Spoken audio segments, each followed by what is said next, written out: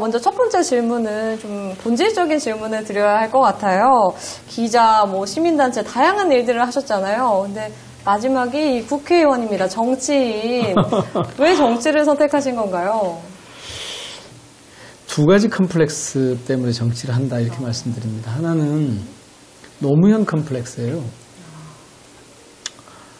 또 하나는 운동권 컴플렉스입니다. 먼저는 운동권 컴플렉스인데 제가 80년대 학교를 다녔잖아요. 네. 이를테면 저는 고난받지 않은 운동권이었어요. 그러니까 지하서클, 이념서클에서 같이 돌 던지고 시위를 하고 했는데 한 번도 감옥살이를 해본 적이 없어요. 그런데 이제 제 같이 활동했던 많은 친구들이 현장으로 들어가고 고생을 하고 학교에 잘리고 했는데 저는 학교에 잘린 적도 없고 80년 5월 광주와 그 이후에 이루어진 여러 헌신 희생했던 그 운동권의 동지들 여기에 대한 그 부채의식이 되게 강하게 자리 잡고 있어요. 그래서 이제 시민운동도 하고 언론사에 있을 때 노조도 하고 연구를 해도 그런 지역 연구를 하고 그렇게 했던 건데요. 그 컴플렉스가 되게 이제 깔려있는 상태에서 노무현 대통령을 모시고 일을 했고 노무현 대통령이 2009년에 그렇게 당신 스스로 가셨단 말이에요. 근데 그 충격을 견딜 수가 없더라고요. 왜 여기서 이 방송이기 때문에 그걸 적나라하게 말씀드리긴 좀 그렇지만 노무현 대통령은 그렇게 치열하게 현장과 열정적으로 나서서 세상을 바꿔보려고 애를 쓰셨는데 그런 걸 그렇게 그분이 이제 그분의 죽음 앞에 서니까 이걸 도대체 어떻게 감당을 못 하겠더라고요. 다른 방식으로는. 그래서 제가 이제 정치를 할 수밖에 없게 된 거죠. 그렇기 때문에 추구하는 바는 저는 그냥 한마디로 이렇게 합니다. 세상을 평화롭게 하고 싶다. 사람들과 사람들 사이의 관계를 평화롭게 하고 싶다. 왜 우리가 서로 연대하고 협동하고 서로 북돋아주면서 살면 이렇게 서로 치열하게 경쟁하고 이 안에서 갈등을 해서 승자가 앞으로 나가고 유리한 이치를 점하고 이렇게 하지 않았으면 좋겠다. 이거는 심지어 남북관계나 혹은 세계적인 그런 차원에서까지도 네.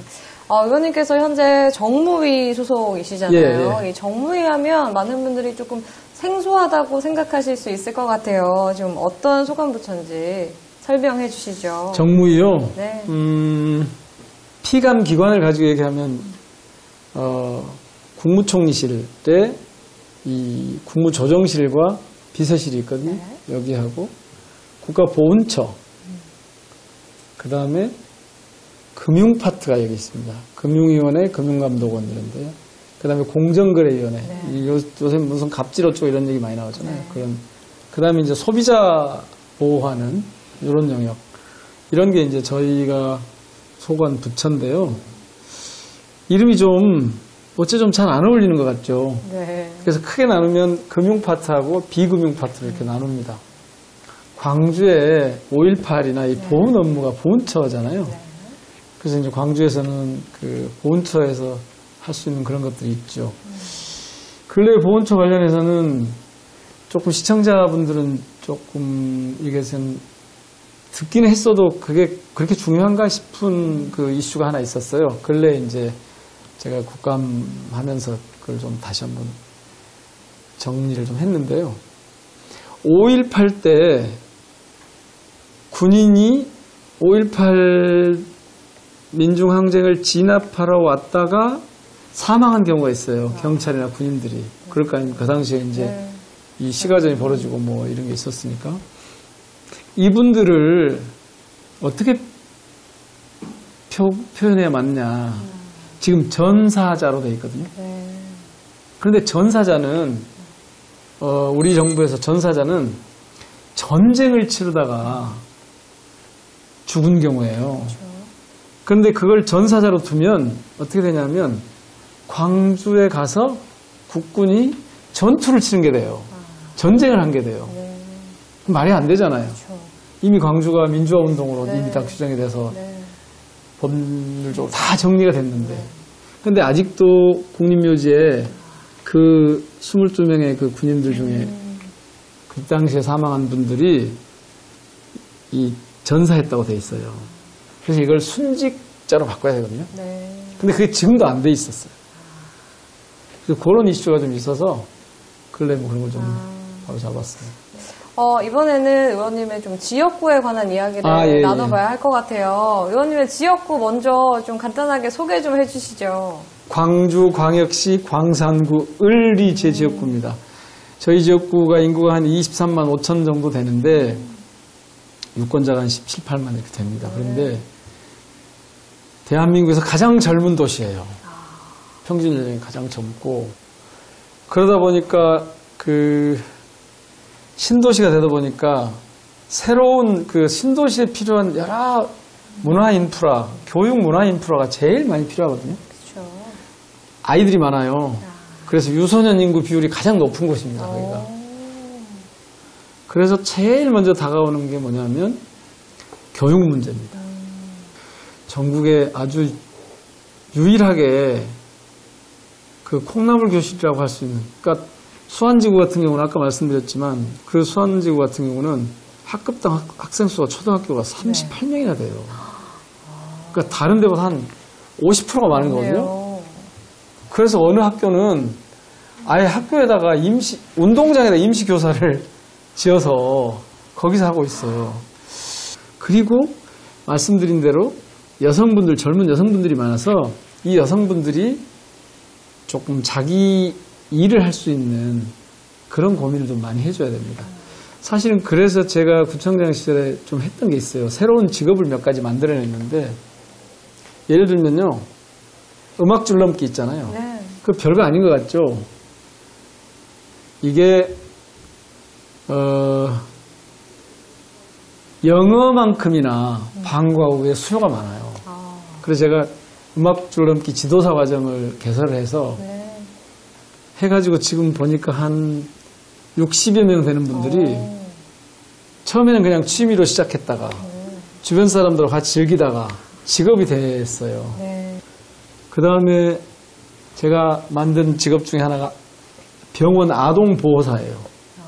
근데 그런 젊은 여성들이 그 당시에는 72시간이었는데 이 연수를 받고 교육을 받고 가서 실습을 하고 그런 다음에 아동보호사 그 병원 아동보호사 자격증을 줘서 그거를 이제 아동병원 협회하고 같이 해가지고 그런 프로그램 운영한달지 젊은 여성들이 할 수 있는 그런 걸 좀 해보니까요.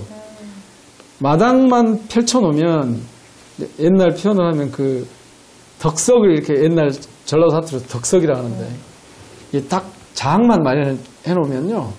그 자치 역량을 가진 시민들이 나와가지고 거기서 막 뭘 합니다. 그러니까 정치나 행정은 그 시민들이 필요로 하는 것이 뭔지 봐가지고 그분들의 요구에 욕구를 충족시켜줄 수 있는 장을 마련해주고 기회를 만드는 거 이게 좀 중요한 것 같은데요. 정치가 그런 일을 좀 해야 되는데 저희 동네는 저희 지역구는 그런 특성이 있어서 그런 특성에 맞는 그런 일들을 좀 해야 합니다. 이 지역 현안 얘기까지 한번 나눠봤는데 오늘 참 많은 일들을 하셨다는 생각이 듭니다. 알면 알수록 좀 더 깊이 알아보고 싶다는 생각이 들어서 저희가 구청장을 했기 때문에 그런 게 이제 좀 아무래도 지역을 조금 더 잘 알죠. 그래서 좀 더 알아보기 위해서 저희가 준비한 코너가 바로 백투더퓨처입니다. 의원님의 가방을 한번 좀 들여다보려고 하는데요. 괜찮으실까요? 제 가방이요? 네. 이거 그럼 가방 한번 올려주실까요? 네. 제가 평소에 가지고 다니는 가방 이게 되게 오래됐어요, 사실은. 아 진짜요? 백팩을 메고 구청장 시절부터 이제 이걸 어디 갈 때는 이걸 메고 다니는데 그렇습니까? 지금은 이제 아예 그 광주를 오갈 때면 늘 이걸 이제 메고 다니시는군요. 이렇게 메고 다니기도 하고 좀 급하거나 무거우면 이렇게 메고 다니기도 하고 이게 기능이 여러 가지예요. 한번 열어볼까요? 안에 뭐가 있을까요? 두 가지가 있는데. 뭐가 많이 들어있는데요. 예, 뭐 기본적으로 네. 무슨 치약 칫솔 이런 거 가지고 다니는 네. 거고 제가 안경을 쓰니까 이렇게 안경 가지고 다니는 안경을 거. 쓰고 계시는데 안경이 하나 더 있네요. 언제 무슨 일이 벌어질지 모르겠는데 여분의 안경을 또 챙기고 계시고요. 그리고 이제 그 꼭 필요한 연락처가 있거든요. 의원분들하고 뭐 언론사나 무슨 이런 데 꼭 필요한 네. 연락처 이런 거 그다음에 그리고 제가 이제 항상 가지고 다니는 게 두 가지가 있는데 하나는 네. 이 책이 이제 바뀌긴 바뀌는데 요새는 네. 요게 말의 품격이라는 이게 어떤 내용인가요? 이제 정치를 하면 말로 하는 거잖아요, 정치는. 그렇죠. 근데 되게 말이 거칠고 정치인들의 언어에 대한 평가가 별로 좋지 않잖아요. 네. 그래서 제가 우연히 이제 이걸 이제 보게 돼서 네. 이걸 이제 짬짬이 한 챕터씩 이제 보는 네. 거예요. 말은 한 사람의 입에서 나오지만 1000사람의 귀로 들어간다. 그리고 끝내 10,000사람의 입으로 옮겨진다. 그러니까 말 신중히 하라고 그러잖아요. 근데 네. 가만히 보니까 제가 구청장을 하면서 말을 많이 하게 됐더라고요.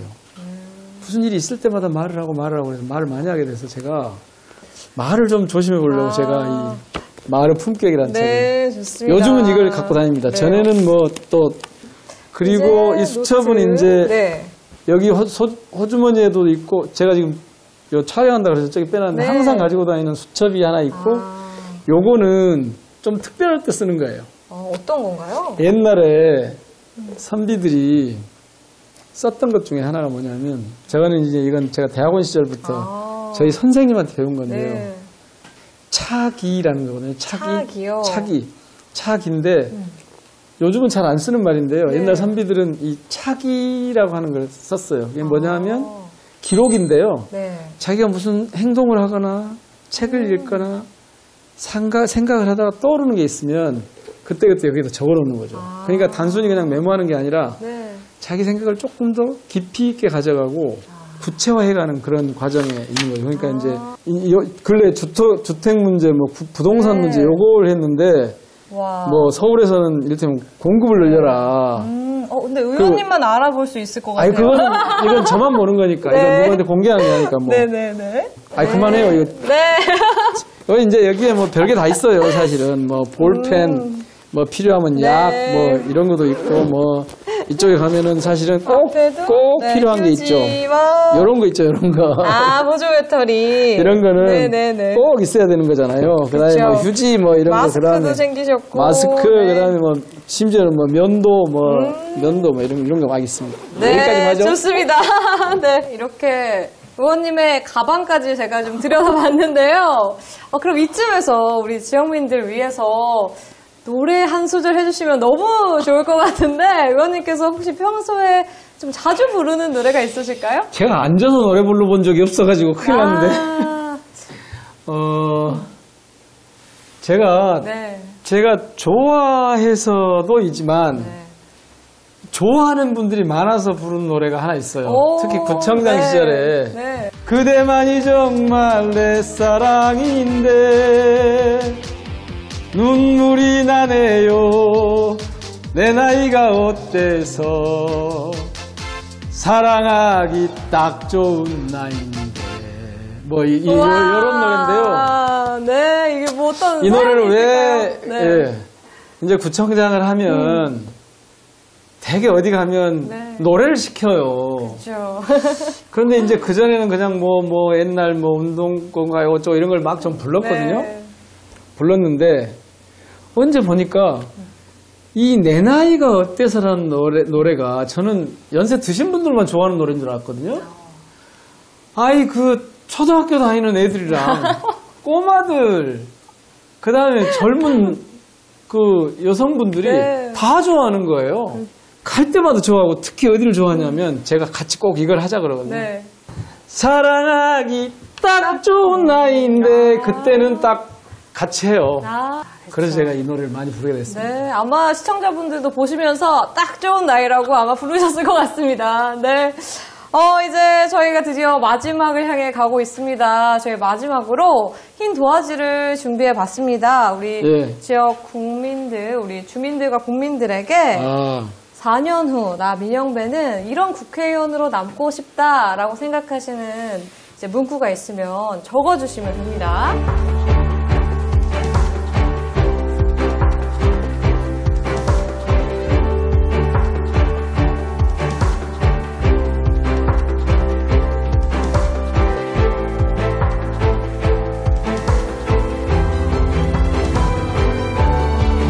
한번 들어주시겠어요? 카메라 쪽으로. 늘 시민 가까이, 더 현장 깊숙이. 예, 앞서 말씀드린 것처럼 정치인은 그 권력이 자기 것이 아니고 늘 주권자, 시민들의 것임을 알아야 되기 때문에 그러려면 시민 곁에 가까이 있어야 하고 그 시민들이 겪고 있는 문제를 풀어내야 하기 때문에 현장 깊숙이 늘 들어가야 하고요. 네, 적어주신 문구처럼 꼭 이런 정치인으로 기억되시기를 저도 바라겠습니다. 고맙습니다. 네.